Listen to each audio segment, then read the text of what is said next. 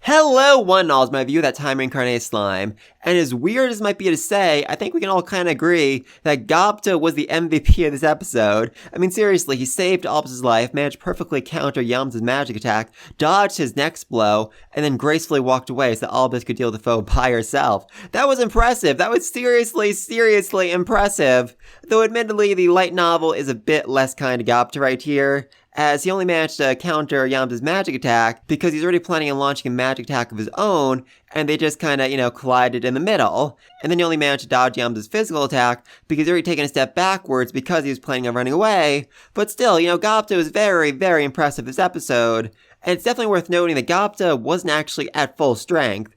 You might have noticed, the more eagle-eyed viewers might have noticed, that the Goblin Riders, they don't have any legs. Where are their legs? Well, the answer to that's actually rather interesting because when Rimuru evolved into a Demon Lord, they gained the skill Unify, which allows them to merge with the Star Wolves and essentially become one sentient entity, which has all the benefits, all the powers of both, and are way stronger. Gobta was only on his own 2 feet. He wasn't actually merged with his wolf at this point, so he wasn't actually at his full strength. And if he was, he probably would not have beat Yamza. He probably would still not have beaten Yamza. But if all the Goblin Riders together fought him, that's actually a much different story because their great strength comes from their coordination, so they might have had a chance. They actually might have had a chance to beat him. Very curious about that. And while Gobta's greatest skill is certainly his luck, seriously, this boy has triple S-class luck status.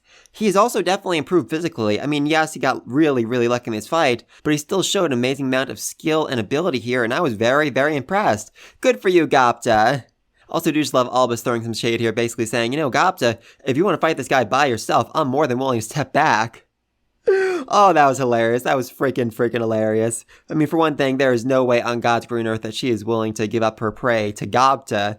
But on the other, she realized that Gobta has no chance of actually winning in a fight against him, but still. Oh, I freaking loved it. But anyway, back to the start of this episode, Rimuru comes face to face with a Dryas. This is basically Trainee's real body, her physical body, and the form we've seen up to this point is more or less a hologram, her spiritual body that's being projected from the tree. But this is going to be a bit of an issue because Ralmers wants to bring Trainee with her to the Walpurgis meeting, and it's kind of sort of held in, basically an alternate dimension, so there's a good chance that Trainee won't actually be able to go there, so Rimuru needs to make her an actual physical body. And the first step to this is creating a chaos core for her. This is basically the same thing that's powering Beretta, and Rimuru was inspired by this, so he decided to make one for himself, or I guess make one for Trainee. So he transferred the core of her being from the Dryas, from the tree, into the chaos core he had built, and this alone doubled her strength and gave her a whole bunch of new skills, a special A or S rank monster on the same level of Shion, who could one day awaken as a Demon Lord. Oh god, Trainee got OP. Trainee got seriously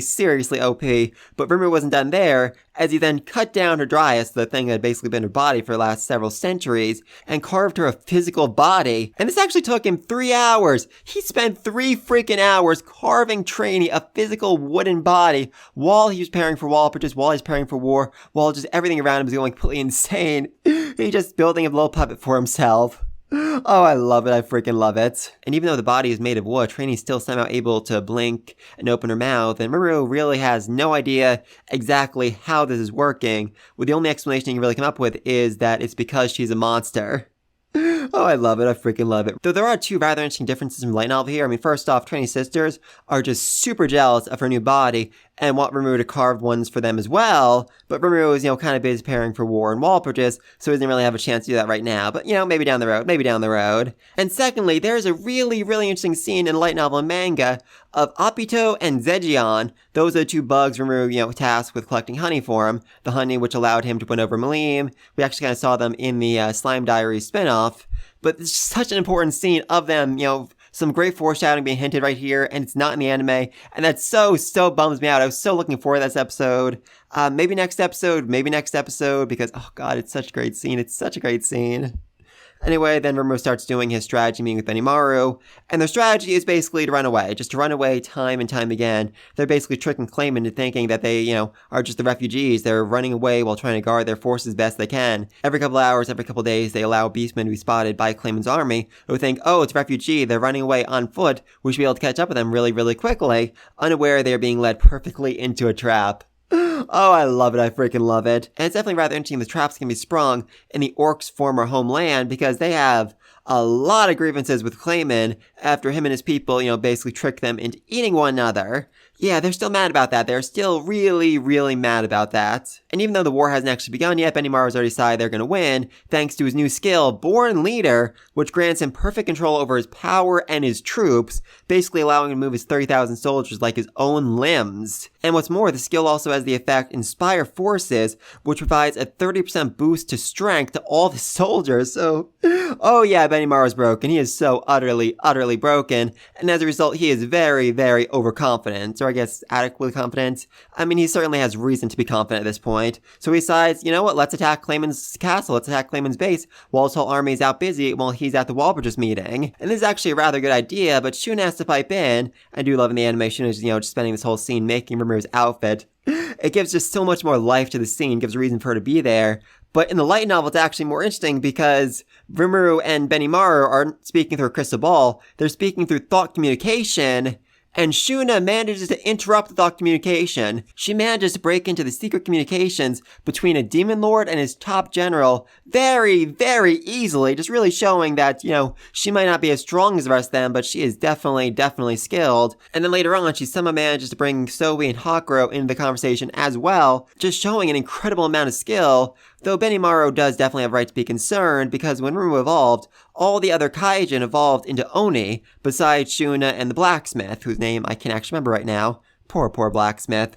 But anyway, Shuna was the only one who remained a Kaijin, and as a result, she's far weaker than the rest of them, and has far fewer magicules, so it's definitely a risk bringing her into Clayman's castle, where they might have to deal with more of Clayman's forces. Worrying, very, very worrying. But I do just love his line when he says in the light novel, "A friend of mine once told me there's no way a man can ever win against his younger sister."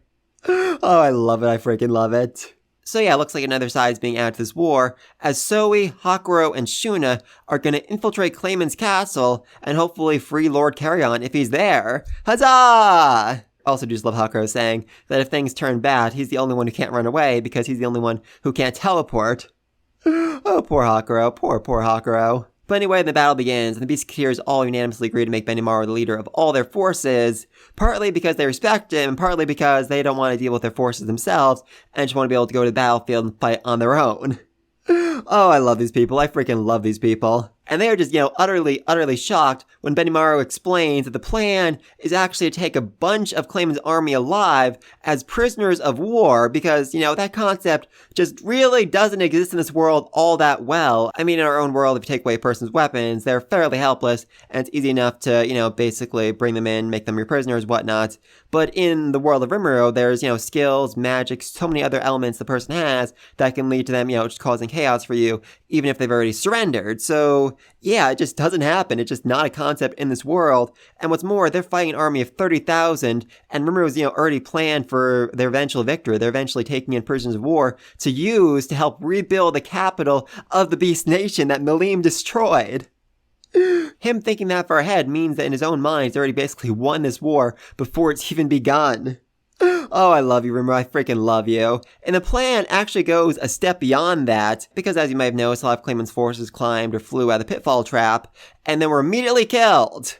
Yes, this is also part of Rimuru's plan to decide who to take as prisoners of war. Basically, the strong, the stubborn, the powerful would all try to escape and immediately be killed, while the weak would give up and basically just let themselves be captured. Those are the people they're going to take as prisoners, those who are pliable and willing to follow orders. Oh my god, that's evil. That is so freaking evil and smart and brilliant and just such a perfect Demon Lord move. Oh my freaking god, I love you, Rimuru. I freaking love you, Rimuru. Though before the pitfall traps were even activated, Soka and her forces went in and killed all the commanders to completely and utterly destroy the chain of command. Oh, I love this strategy. I freaking love this strategy. And, then the war is basically over in all of 10 minutes, which, should not be a surprise at all. Most of these people are just, cannon fodder. They are not all that impressive. And it'd be very, very easy for Benimaru or anyone else to, kill them in a single blow. But the real battle begins now. A three-sided battle. First off, we have Sufia and Gabiru versus the Dragon Faithful, 100 of Malim's people. And I'm seeing a lot of people online who are complaining about this, saying, oh, there's no reason for Malim's people to have to fight. I mean, if they just knew that Malim's being brainwashed, they'd want to join Rimuru's side. They shouldn't fight. They should be friends. Oh, you poor fools. Are you forgetting that these dragon faithful worship Malim as their god? Malim, the crazy battle junkie. Do you really think these are the kind of people who don't like fighting? Do you really think these are the kind of people who are going to be upset they have to fight? Did Father Midray really look upset about the prospect of fighting strong people? And what's more, do you actually think they're really going to get hurt? I mean, let's not forget, was his last episode, Hermes got his arm cut off, and Father Midray reattached it in all of 2 seconds. Yeah, these people are very durable, so I'm not all that worried about them getting seriously hurt, and I'm just so excited for this fight. Oh, it's going to be fun. It's going to be so much fun. And then we have Geld and Phobio versus Tyr and Footman, and this is a really interesting fight because, Phobio really wants revenge after Tyr and Footman basically tricked him into becoming Charybdis and going on that crazy wild rampage. But even though Tyr and Footman are, just goading him on again and again, straight up mocking him, he doesn't allow it to rock him. He doesn't allow it to, basically shake him because he realized back then their words so easily shook him. Their words so easily tricked him into accepting a deal and becoming Charybdis when it was such an overwhelmingly bad idea. Such a bad idea. And this really does show how he's grown and gained humility. And this is even more evident when Geld shows up because, in the past, Phobia would have said, oh, this is my battle, I need to fight on my own. But here he's grateful to accept the help of Geld and prepared to work together with him to fight Tyr and Footman. I freaking love that. And as for Geld, yeah, let's not forget, he really wants revenge against Clayman for tricking him and his people into becoming the orc disaster and eating one another. Yeah, there's still a lot of trauma over that. There is a lot of trauma over that, but... Oh my god, I just freaking love Geld, how he looks this episode. I mean, seriously, after Slime Diaries, we all kind of just viewed him as Papa Geld, this kind, gentle giant who loves children. But here, oh, he is a monster. He is a true monster, and it is so terrifying. Oh, I love it. I freaking love it. The 2 faces of Geld. And then finally, we have Albus versus Yamza, and oh my god, above, Yamza sucks. Yamza seriously sucks. I mean, invite her to a one-on-one duel, and then almost immediately had a bunch of his people attack her from behind. Are you freaking kidding me? And what's more, he was fully aware that all the soldiers would die almost instantly if they tried to do that, and he was trying to, basically create a few seconds of distraction so he'd go in and finish her off. God, you're awful. You are so freaking awful. Though admittedly in Light Novel, his plan was originally to actually go back and get Aldemon's help because he figured, the Walpurgis Council can last upwards of a month, so by the time Clayman gets back, I'll have got Aldemon, come back here, won the war, and, he won't be mad at me anymore. Yay! But then when Albus actually does show up, he realizes, okay, yeah, I have no chance of winning this war at all anymore, so I'm just gonna run away. Yep, I'm just gonna run away. And just to make things so much worse, he actually tells his soldiers, I'm gonna go get Aldemon and be right back, and they say, don't worry, sir, we'll buy you 3 hours. And then they don't even last 3 freaking seconds because, yeah, as it turns out, all this is seriously terrifying. So overwhelmingly terrifying. I mean, during the battle versus Xian, everyone thought, oh, Sufia is the scary one. She's the strongest of the Beastketeers. No. Albus is next level. She is next level. Her skill, Snake Eyes, can inflict paralysis, poison, petrification, or just straight up insanity on anyone she looks at. Yeah, so she's basically Kumiko from Soma Spider So What?